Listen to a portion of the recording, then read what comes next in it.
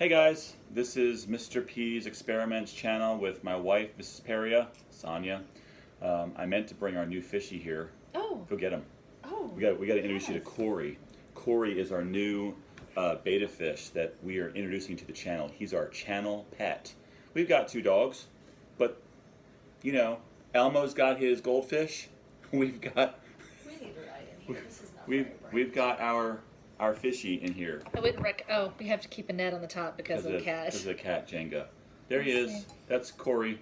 Say hi, Corey. Wait, step away so you can see him. Oh, yeah. Ah, There's Corey. Hi, Corey. So Corey is the official mascot of our channel. He's so excited. I don't know what that means, but it is what it is, okay? All right, so this is a recipe that our kids, well, I guess Micah probably loves. Emma does too. Emma does too. Emma's not feeling so well. She has a stomach virus right now. So I don't cook this one. This is Mrs. Peria's thing.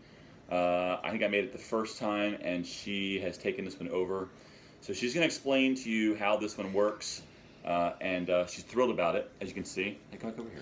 She's thrilled. By the way, for some of you who are wondering, that is our Christmas tree, one of them. Yeah, we have no excuse. We're going to take them down this week. That's our goal. I have an excuse. So I work. We'll go from there. Yep. So anyway, that's what we're going to do. So, Sonny, take it away. Okay, this is a Gordon Ramsay recipe. You have to excuse my look, but this is what happens when you're home all day, and I'm sure your moms will understand. But this is a Gordon Ramsay recipe. Now, I will add a link to the recipe. We're finicky eaters. Not a recipe that we follow to a T, so I adapt the recipe. So I've already mixed together the seasonings that I have, and I double the recipe because it calls for 4 boneless, skinless chicken thighs, and that's not nearly enough for my family. So I double what I use. So I've got a teaspoon of cinnamon, a teaspoon of ground ginger, a teaspoon of coriander seed, something that probably many of you may not have, but that's easy to come by. You can get coriander seed really easily. And then a dash of nutmeg in it. And cardamom pods. Oh, and then there was light. Cardamom pods. You can actually get this ground, which is probably a lot easier than what I'm doing, because I do not have a mortar and pestle. But this is what, when you open up the pod, let's see if I can do this. Where is this from? Is it from India? I don't know where this is from. But it has little seeds in it. And you're going to use, how many does it say to use? 3 cardamom pods. So there's 2, and I'm going to throw them in there. And because I do not have a mortar and pestle is like one of the little bowls with a little wooden mallet. We do not have that.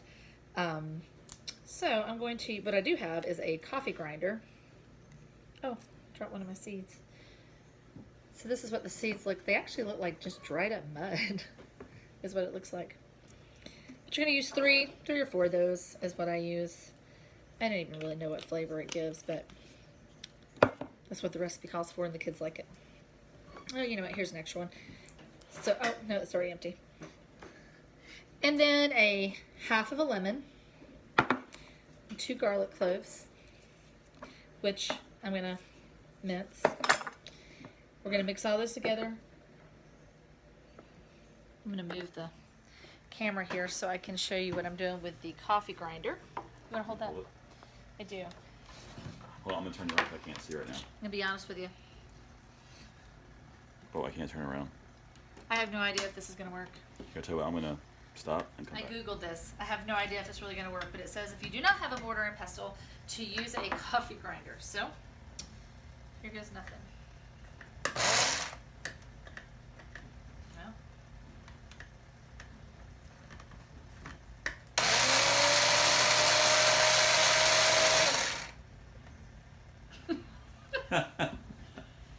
But it does appear.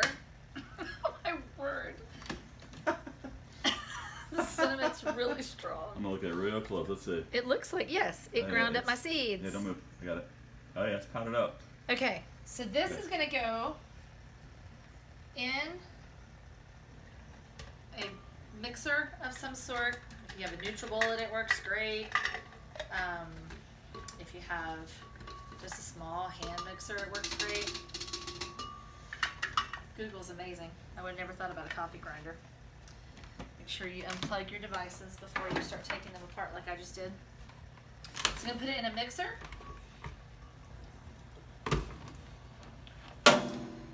And you're going to add, it says 10 tablespoons of olive oil, which comes out to be about half of a cup. You're going to add your olive oil. You're going to add your half of a lemon. And I'm going to mince this garlic, and I'll be right back. There's some extra oil in there. Now, I do not mince my garlic with a knife. I just have this little handy dandy mincer. You just squeeze your Garlic presses are great garlic tools. press. That's what it is. Oh. Didn't I? You can tell Mr. Peria spends most of the time in the kitchen, not Mrs. Peria.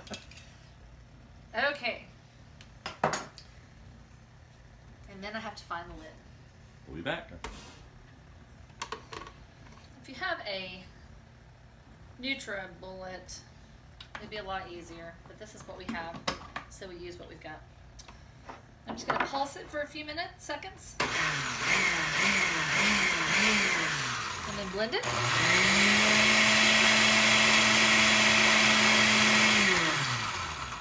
And this is the marinade, For the chicken what thighs. it looks like for the chicken thighs. It doesn't look good.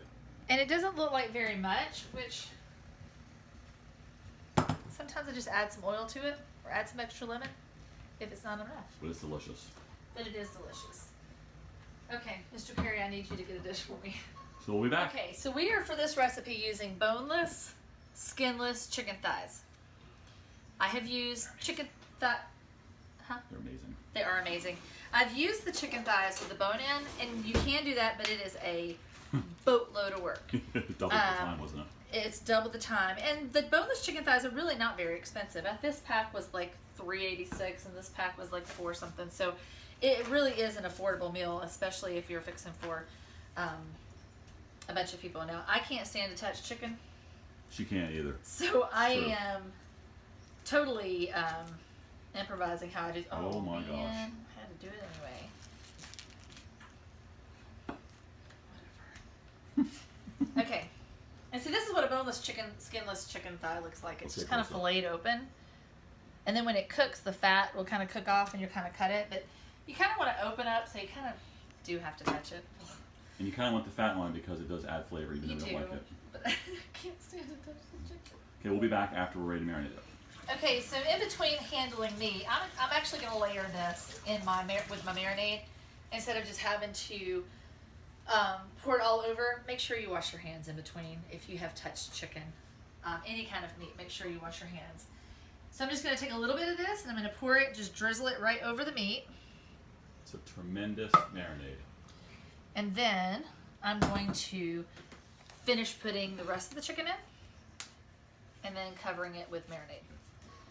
Okay, so we're going to take the rest of the marinade and we're going to pour it. Do I have a spatula, a rubber spatula? Pour the rest of the marinade, and you can smell the cinnamon, which I really thought I would be grossed out by. It's a But really I good really, recipe. really do like it. And we're picky eaters. This recipe calls for some crazy, wonky things in it. And that's where you can adjust. I've got my spatula stuck. That's where you can adjust the recipe to how you like it. We just do not really care for. So this is the real life. These in are the bloopers kitchen. right here. This is real life in the kitchen with Mrs. Peria. We don't particularly care for it. I think it calls for cabbage and mayonnaise, and that ain't happening in this house. Except for Emma. So in the original recipe, you may actually like that recipe and want to do that. But I will also add on there what we've done for our recipe. So you take it, you just take the marinade. We're starting a little late in the day. We probably should have done this a little earlier. Yeah, it's 6 o'clock. because you do need to let it marinate for a little bit, but How long usually do you marinate for? 15, 20 minutes? I'm not sure what the recipe calls for. I've done it for as much as it says up to 2 hours. So if I'm in a pinch, I've done it for half an hour. If I have nothing but time, I'll do it for 2 hours. But it's up to you. All right, we'll be back when we start cooking. Alright, as I know that Mr. Peria has mentioned, make sure you clean up after yourself. If you'll notice my counter, I'm taking a little salt and just splashing it on this. My counters are clean because in between the time that it was marinating, I put all my spices away and I cleaned up and I have my little baking or roasting dish ready. We're going to use an electric skillet. If you don't have an electric skillet, maybe you have like an electric griddle. Is what the recipe calls for. It says to preheat your oven, not your husband, your oven on 200 degrees Celsius. I had to Google it to find out what the temperature is. It's actually 392 point something. So we just put it up to 395. So I'm preheating my oven. Make sure there's nothing in it, which there was. Cookie dishes. So make sure there's nothing in there when you preheat it. Preheat your oven to 395. Get your skillet kind of going. Want it to be good and hot because you're going to take your chicken thighs, which are right here. How hot's that? I have this set all the way up to 400. Okay. Because you're going to take it and you're going to sear it in this. If you don't have one of these, if you have a cast iron skillet, or if you don't have a cast iron skillet, if you have just a large skillet, anything that you can just drop it in and it's sear, and you'll hear it just sizzle. Wait. There's Dakota.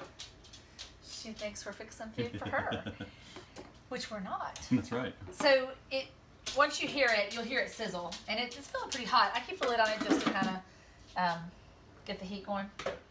So I'm going to let this heat up, and then we'll come right back. Okay, so the griddle is nice and hot, and the reason I know that is because I'm going to take a little bit of the marinade and drop it. You can hear it sizzle. You're going to take your chicken, use a pair of tongs if you have them. That's what we like to use. And according to the recipe, you're going to remove the chicken from the marinade, shaking off excess, and cook on a hot griddle for 3 or 4 minutes on both sides. You're going to char it, but not burn it. This, unfortunately, doesn't char great, but that's okay because the way I do the recipe afterwards, I chop it all up and then put it back in here with all the good juicy stuff. Smells so good. It does smell. I wish you could smell it. We need to figure out a way to do smell through YouTube. Mm-hmm. So we're going to just stick as much as we can in here for 3 to 4 minutes. Then flip it. On each side. And I do set my timer because I get easily distracted. And 3 or 4 minutes passes and I'm on to whatever the next thing my mind is telling me to go on to. We'll be back and we flip it. Here is the chicken thighs as they are sizzling on our griddle. It smells amazing. The smell is incredible. And we'll be back to check on in just a minute. Okay, so it's been about, oops, I turned my oven off. It's been about 3.5, 4 minutes. And we're going to flip them. My griddle is hotter in some areas than others, so it didn't really char it like I like it to do. But that's okay. I think part of that's because it had all of the juices in the bottom. I don't worry about that because I'm going to, after I chop it back up at the end for the wraps, it chars it up a little bit more. So I don't worry that that was a little bit more charred, but I don't worry that it's not too terribly charred. Sometimes it is, sometimes it's not. Just go with what happens. All right, so we're going to leave this sitting for another 4 minutes, and then we'll come back. If you look here, you'll see the olive oil in the bottom. This is why I should have shaken the excess off. It would have charred a little better. Too much. It's a little too wet in the bottom, but that's okay. It still turns out fine. I actually will drain a little bit of it before I stick this back in here. But then the next step you're going to do is you're going to take it and you're going to put it in like a fryer dish, a baker dish, a roasting dish is what it calls for. And you're going to cook it, you're going to finish cooking the thighs in the oven on 395, and you're going to leave them in there for anywhere from 5 to 8 minutes. I am funny about meat. I tend to leave it in there more on the 8 minute. We do have a thermometer that we started using, but before that we didn't have a thermometer, and I couldn't stand the thoughts of having chicken that was not cooked through and through. So I'm going to finish doing this, stick these in the oven for probably about 8 minutes, and then let them sit for a few minutes before I chop them up. Make sure you turn or unplug your griddle, so it doesn't just sit there and continue to heat that oil. And splatter it, right? And it does splatter. It doesn't splatter quite as bad as the frying pan, but you don't want to make too big of a mess. You might want to wear an apron, which I do not have on, but that probably is a wise thing to do. So we're going to take it, stick them all in that pan, put it in the oven for 8 minutes. There is Ziva watching us cook. And my timer just went off. There is Dakota watching the oven. So I'm turning my timer off. Woo! My goodness, it's steamy. Oh, but it smells so good. And see, there's a lot more juices in the bottom. Kind of cooked off some more. Where's your meat thermometer? Is it in here? Yeah, that's going to take a while to set up. You're not going to be able to do that. Oh, you don't have a regular meat thermometer? No. Well, you know what then? I will just cut them. That was really, really hot. Right there. There you were. So I'm just going to take a piece of the thicker piece of meat. I'm just going to cut it to see, since I don't have. Now keep in mind that chicken thighs are not white like breast meat, but they might look a little bit on the pink side. But if you look here, this is definitely done. You see, it's not white, but it's done. There's no pink. There's no juices that are not clear. So this is done. I'm going to let this sit for a few minutes, be cut, and I'm going to turn my griddle back on. And I'm going to put it on like 250 for now, just so it is hot. Whew. And I don't want to burn my hands while I'm cutting these. So I'm going to let these sit for probably about 3 or 4 minutes, maybe a little bit longer, and then I'm going to start chopping them up. Okay, so I always take the fat, because you're going to find fatty pieces, and you're just going to slide them off to your side, because there is nothing worse to me than taking a bite of your wrap and it being a big old bite of fat. Ew. But the chicken, if I had a chopper, mine broke because I did use it a lot, or a food processor, which would be good too because you can chop in a food processor, but I dropped mine and it also broke. So now I'm back to the old-fashioned way of using just a fork and a knife. So that does take a little bit longer to chop it up. You can chop it up to whatever size you want it to be. And the recipe calls for some kind of weird bread wrap. I have no idea what it is. We just use plain old flour wraps, and it calls for cabbage, but we don't do cabbage, so we're going to do lettuce. It says you can use chili sauce or mayonnaise. We don't do that either. So you can make it as you want it. The nice thing about this recipe is it's super full of flavor. You're using seasonings that probably many of you have never used before. I know we have teachers we have a teacher who is from India. These are very common things that are used there. I'm sure that Mrs. Mitchell will attest to the yumminess of the flavor. So that's what I'm going to do for the next few minutes. I'm going to keep chopping it up and then come back when I'm going to throw it back in my skillet.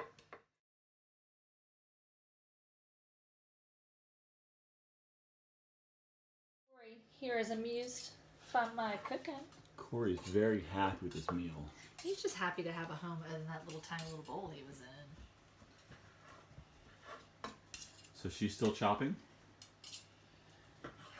It takes a while. But this is it. Well, one thing you learn with Mr. Perry and I in our cooking is, a lot of things that I would get discouraged with when I've watched cooking shows is because I don't have all the fancy gadgets and I don't have a food processor and I don't have a lot of the choppers that they show on these shows. So a lot of times I would just not cook the recipe because I would get discouraged because I didn't have that. You can just make do with what you got. If you Google it, there are ways that you can find substitutes, like when I make biscuits, buttermilk biscuits.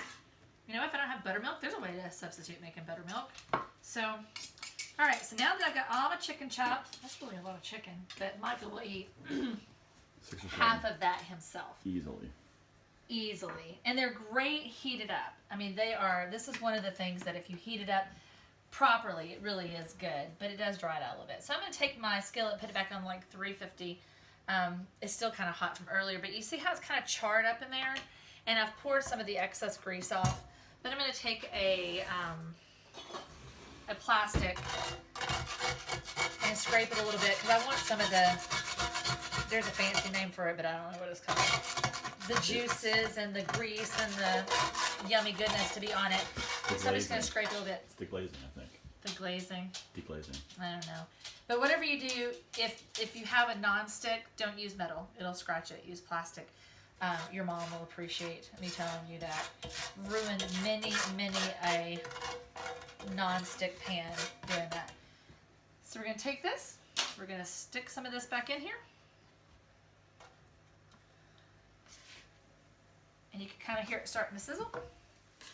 And then when it's ready, and all of it is covered again in the yummy glaze,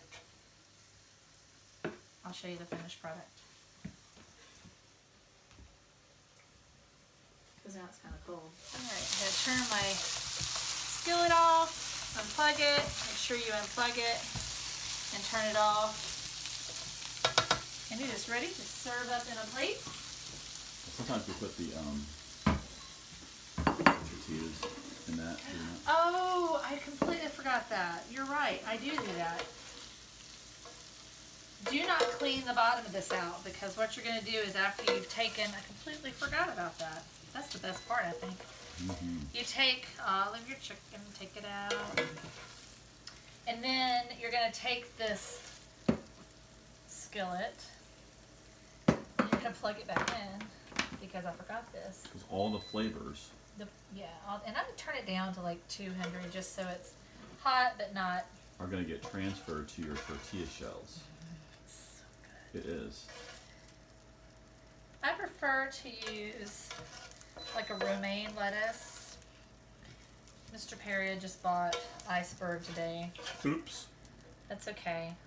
Iceberg is not as healthy as romaine, but It's true. if you've been to grocery stores at all right now, you are not picky with what Today you is got. March 16th, so we all know what's going on right now with the. So you're not picky, you know. If so good. If iceberg is what you can get, iceberg is what you eat. All right. Just a second. Yeah, I can't remember what the recipe calls for. It calls for some weird wrap that starts with a P. I have no idea what they are.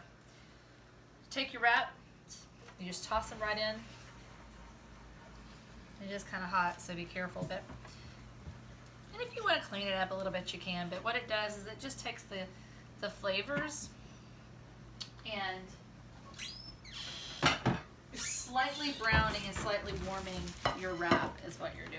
By the way, you also notice that Mrs. Peria is also cleaning up as she goes. Yeah, got Middle my dishwasher schoolers, going. Dishwasher's running. Got my soapy water. I've already poured some soapy water over. This is the most important thing, I think, to clean is your cutting board.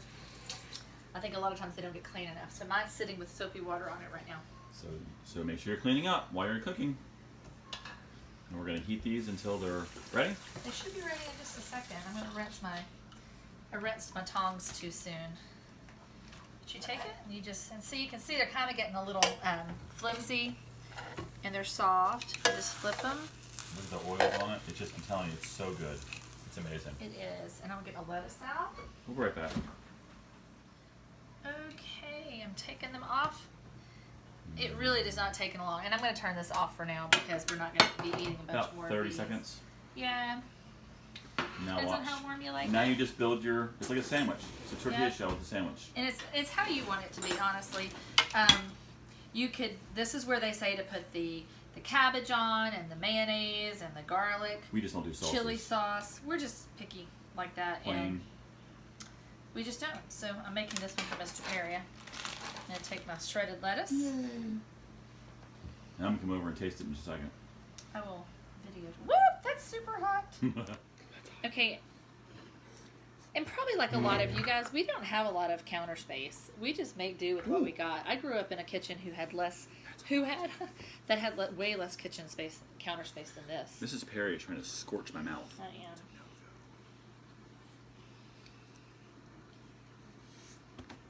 am. And the verdict is? They're so good. And I know some of you are going to think, well, it's like a taco.